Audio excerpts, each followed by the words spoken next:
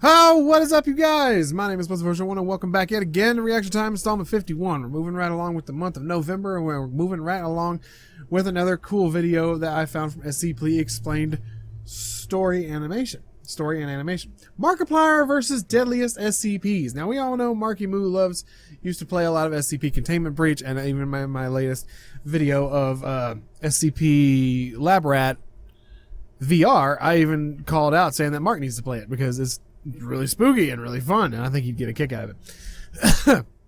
But we'll see. I mean, I doubt that'll ever make its way around the YouTube sphere to Markiplier to be able to actually see it and possibly try it. But I don't know. Anyway, we're going to jump into this because I like animation stuff. I like SCP Explained. The story and animation is really good. And of course, this is a Markiplier and SCP video, so I figured why the hell not. So without further ado, here we go. What's up, gamers? Hello there, everyone. My name's SCP Explained. A lot of SCP fans have played the free survival horror game SCP Containment Breach. The game's story places the player in the shoes of a D-class at one of the Foundation's containment sites, as they try their best to survive a massive, catastrophic containment breach. Many players, including some of our viewers, feel as if the simulated experience has given them the tools they would need to survive a real-life containment breach. But can playing a video game really be sufficient training for encountering some of the deadliest SCPs in containment and escaping with your life? In order to answer this question, we're going to speculate based on one of the game's most prolific players, famous YouTuber and gamer, Markiplier. If playing this game counts as training, then Markiplier has enough hours logged to be a bona fide expert in facing off against the many dangerous anomalies at the SCP Foundation. So kick back, crack open some G Fuel, and let's see if Markiplier lives to gain another day. God. To set the scene, let's all imagine that somehow, through a hiccup in time and space, or by some sort of wish on a cursed monkey's paw, Markiplier found himself inside of an SCP Foundation containment site. That would be bad enough, but the blaring alarms and sounds of chaos signal that he arrived at the worst possible time.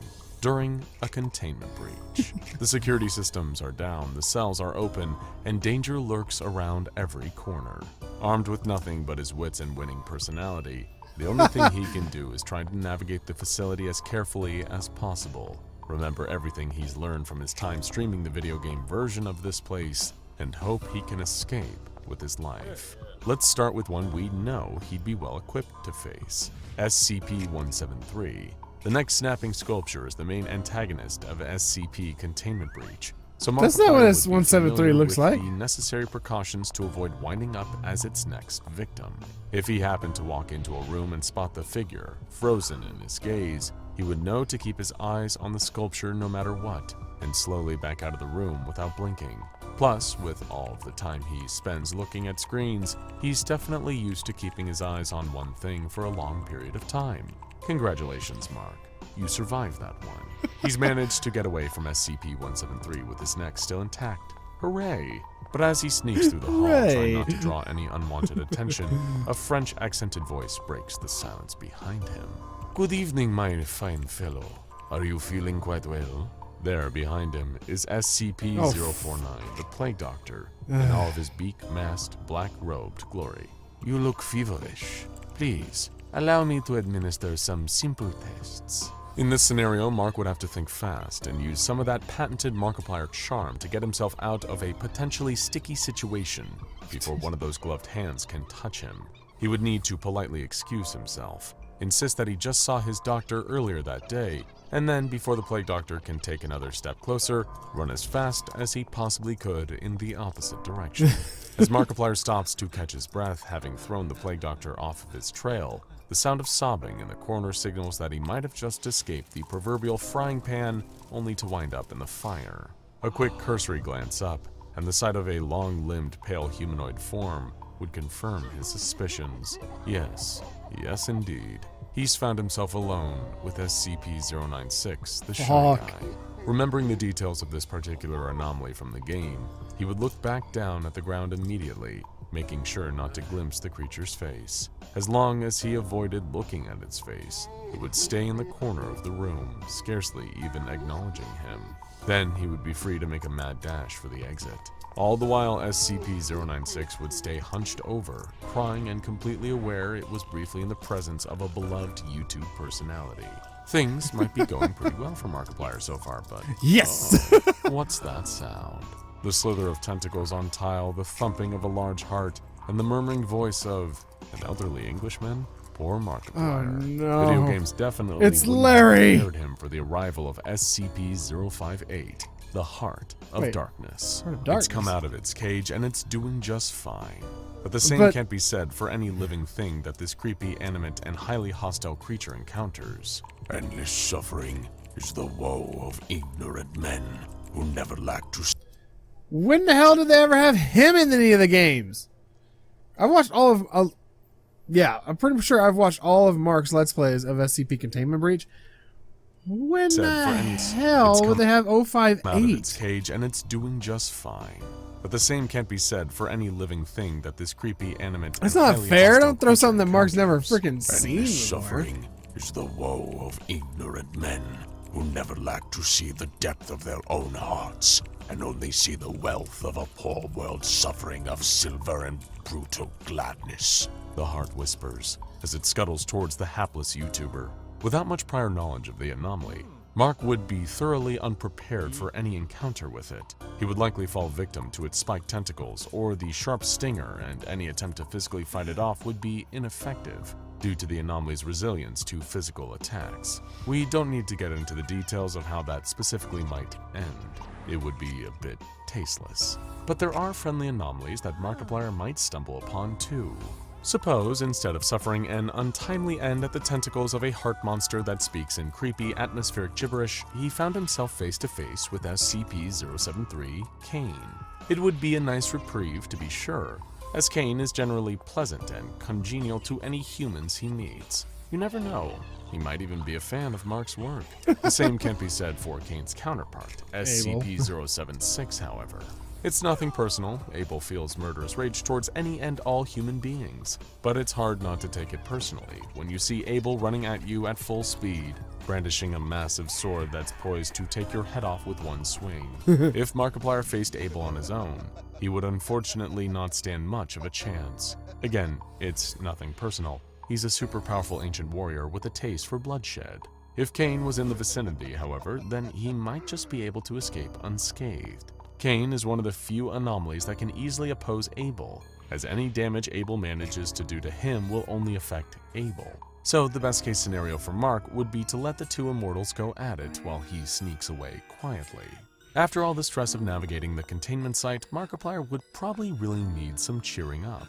After all, his entire sense of reality is crumbling around him at a rapid pace. Good news, because SCP-999 can always sense when someone nearby needs that frown turned upside down. God, I can't The believe tickle that thing monster doesn't scared appear me the in Lab Containment Rat. Breach game, so Mark might not know what to expect when he sees a large mass of bright orange slime oozing toward him at a rapid pace. But once SCP-999 wrapped him in a big hug and its natural mood-boosting properties kicked in, he would know that this particular creature is friend, not foe.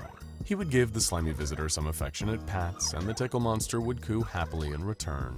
SCP-999 might try to follow Markiplier down the hall, but he would insist it stay where it is needed, helping the various humans and anomalies of the Foundation when they need a little bit of sweetness and light in their lives. Then the two would part ways, each with their spirits lifted, and with fond memories of their new friend that would last a lifetime.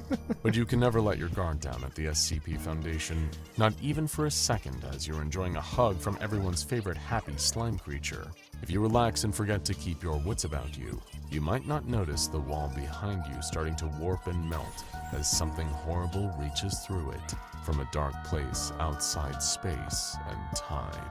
If Markiplier turned around to find himself face to face with the cold dead eyes of SCP-106, the old man, what would happen next? The rotten old man appears in Containment Breach, so Mark would know exactly how bad things can get if this ominous octogenarian gets his decaying hands on him.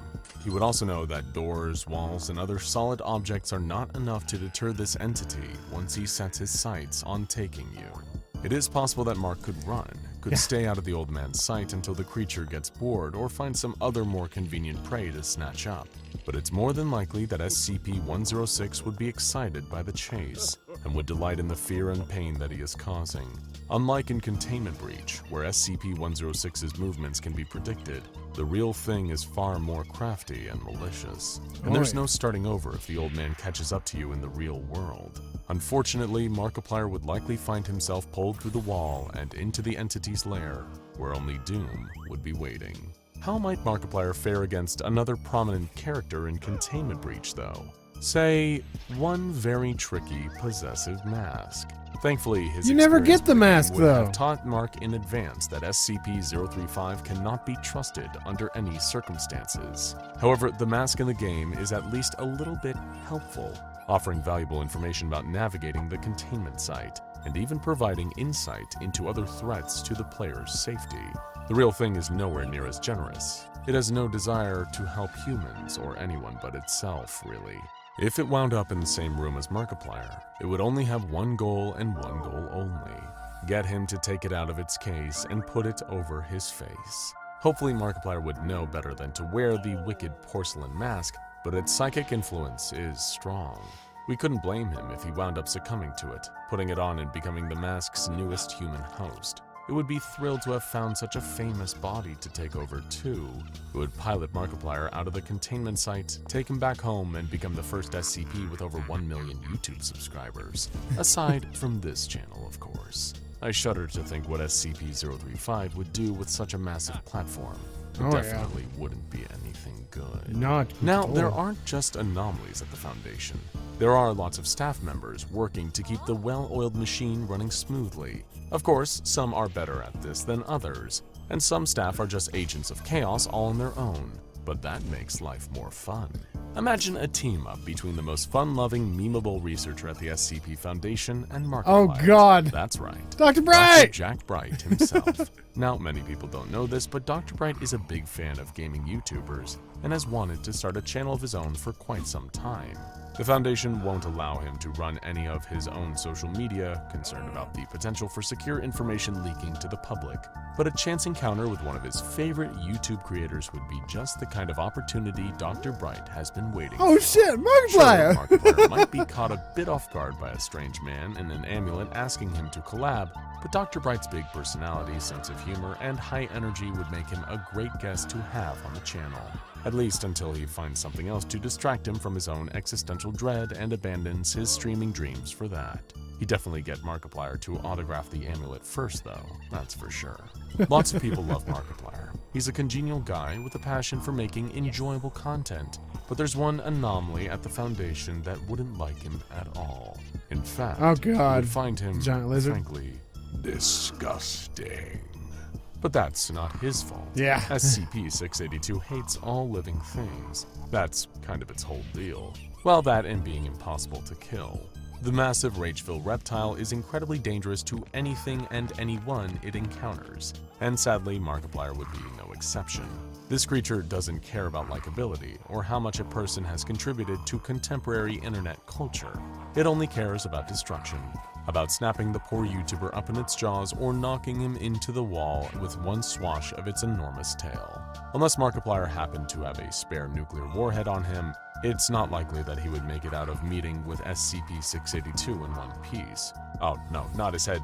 Wait, is that the bite of 87? Sorry, I had to do it for the meme. Speaking of 87, however, how would Markiplier fare if he stumbled upon SCP-087, the stairwell? He wouldn't go down it! Seeing as the doorway leading to it is constructed of reinforced steel with an electro-release lock and is disguised as the entrance to a janitor's closet in an undisclosed building, but in this world, stranger things have happened. Markiplier has played more than enough horror games to know that finding yourself in a dark staircase that seems to go on forever where you can hear the distant cries of a distressed child isn't something anyone would ever want. He could try and descend the staircase, looking for a way out, but if he did, all that would await him is creeping dread and paranoia, and an encounter with the frightening face of SCP-087-1. His best hope in this scenario would be to take a seat at the top of the stairs and wait for his loyal fanbase to notice he hasn't been online for a while. The internet is a powerful thing, and it's possible they could track him down and rescue him before things got too dire. Otherwise, well, best not to. He would never go Over inside. the span of their careers, many online personalities and digital content creators no, he have would. found He'd go themselves inside. in need of a rebrand. Maybe they decide to make a new type of creative work. Maybe they wind up at the center of a scandal. Or maybe they just got bored of doing the same thing over and over again. If Markiplier ever decided to change things up, there are dozens of ways he could go about it. But there's one that he would need to visit the SCP Foundation for. It wouldn't be necessarily advisable, but what if Markiplier decided to engage in some anomalous self-improvement using SCP-914, the clock? No, that Using doesn't live test work. subjects with this machine is always a bit dicey, and he would need to be extremely careful about what setting he used. The very fine setting could produce some really exciting results. Maybe it would improve his eyesight, or give him the ability to work long hours without experiencing creator burnout. Maybe it would give him the ability to fly, or to spontaneously generate a Wi-Fi hotspot no matter where he was, That'd be or how pretty little dope. phone signal he had. Yes. Maybe it would make him Yes. the greatest gamer in the world. There's really only one reason to find out. Just make sure to hit the right button, or several million people would be very, very sad. Speaking of self-improvement, what would happen if Markiplier got his hands on an anomalous computer program? Not one of the dangerous ones, but talking about an Mallow? educational one intended to help children learn new skills. SCP-5094, Miss J's WizKid Schoolhouse, would be a that's perfect right. I fit. forgot about He'd Miss have to find J. a way to play it on his computer, but once he did, Markiplier could livestream his experience with the software. It's uncertain how the anomalous effect of SCP-5094 would translate into a massive audience, but it would be amazing to see if thousands of people could learn a new skill at once. It would be potentially life-changing for everyone involved. Speaking of helpful anomalies, Markiplier would greatly benefit from an introduction to SCP-662, the Butler's Handbell. That would be Running a YouTube amazing. channel takes a ton of work, and having an eager supernatural assistant on call 24 hours a day would probably really improve the quality of life for everyone involved. Mr. Deeds would be happy to assist with whatever day-to-day tasks might come up, and could even become a beloved background character on the channel. Whether it's bringing Mark a bag of Takis or helping edit video footage, there's very little this helpful British butler can't do. When you get famous and successful, and when you become a public figure online, it seems like everyone out there wants a piece of you. People want money, attention, to ride someone's coattails to fame. But what about an anomaly that quite literally wants a piece of Markiplier? Or any person, really. SCP-082, Ferdinand the Cannibal, Oh, would God. love to meet Markiplier, and would love to make Markiplier his meat. He would probably use his habit for lying and spinning elaborate stories to attempt to entice Mark into a dangerous situation. Hello, Markiplier. It's me, your friend Jacksepticeye. He would say while very visibly not being who he claims to be. It's time to film a new video challenge. See how long you can stay in the soup pot. Just hop in the pot of boiling water. Don't mind me cutting up carrots and onions into it. As long as Mark keeps his wits about him and doesn't fall for the extremely obvious lies, he would likely escape this confrontation without ending up in a YouTuber's stew. Markiplier is somewhat familiar with the layout of the SCP Foundation containment site, thanks to the gameplay of Containment Breach. But what if, But it's after freeing himself randomized. from one anomalous nightmare, he stumbled into another one altogether? What if months after his inexplicable teleportation into the containment site, after life was starting to get back to normal, he was in the market for a brand new gaming chair? And what No, if he don't go decided to, prioritize don't go to, convenience and skip stop, making blah. furniture engineering in his selection process? My brain. And what if, on top of all of that, he had a craving for some Swedish meatballs consumed in a public food court? Why, all of those factors might just lead IKEA, him that's to it. IKEA. And while there are hundreds of IKEAs around the country, it's not impossible that he might just pick the wrong one and find himself lost inside of SCP-3008. Markiplier is a fairly observant guy, so it likely wouldn't take him long to notice that something is a bit off inside of this particular retail store. There wouldn't be any other shoppers around him, the aisles would go on forever, and the employees inside wouldn't have faces. That last one would probably be the biggest giveaway.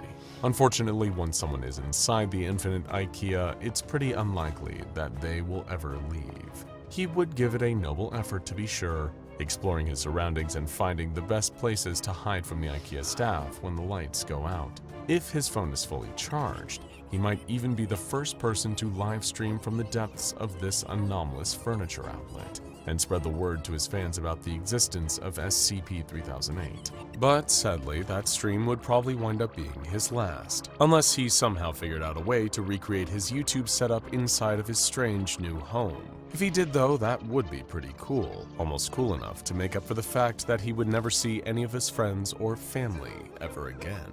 Fortunately for everyone involved, it's highly unlikely that Markiplier will end up interacting with any SCP anomalies without the safe barrier of a computer monitor in between them. Same. But just in case reality ever bends in on itself and worlds begin to collide, hopefully Mark will remember everything he's learned. And to anyone who's ever told you otherwise, see, playing video games can help you in the real world. It might even save your life. Now go check out SCP-963, What Would You Do If You Were Immortal Like Dr. Jack Bright? Oh god, you don't want to know. I wish I could be immortal. That'd be amazing. Anyway, that's going to do it for this episode. I wanted to do that because it had a Markiplier versus the Deadliest SCPs, and I was just curious, and that was really cool. I mean, I wonder if Mark's ever seen this. That'd be really cool if he did. But yeah, that's going to do it for this video. Thank you guys so much for watching. Yeah, I mean, someone actually said that Markiplier was the one who introduced him to the SCP. Same here. I mean, if it wasn't for Mark, I would never have found out about the SCP Foundation. I would never have played SCP Containment Breach myself, and I would never have done any of that. It's just amazing. So, I mean, thank you, Mark, for being the amazing YouTuber you are. Anyway, that's going to do it for this episode. This episode has gone on way too long, so I'm going to go ahead and end this episode here. So thank you guys so much for watching, and as always, I will see you in the next one. Hey, and peace out.